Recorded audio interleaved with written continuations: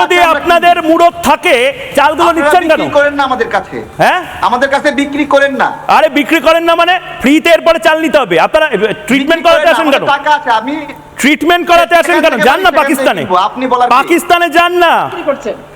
আচ্ছা তারেক ভাই, দিদি আছেন, আরে পাপিয়াদি কিছু বলতে চান? পাপিয়াদি এত মেডিকেল ভিসা করেন কেন?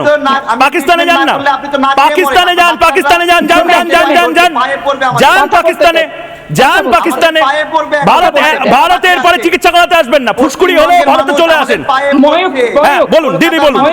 তারেক ভাই 1 মিনিট এখানে কথা বলতে দেন।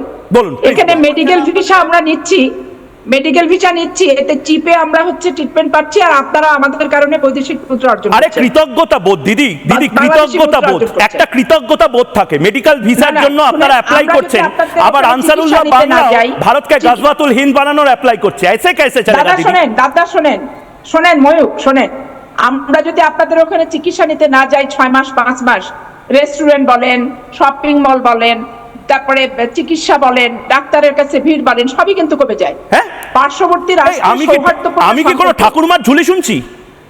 মজার গল্প কেউ বলছে? দিদি কি বলছেন? আমাদের দেশটা বাংলাদেশিদের উপর শুধু টিকে নেই, 140 কোটির দেশ।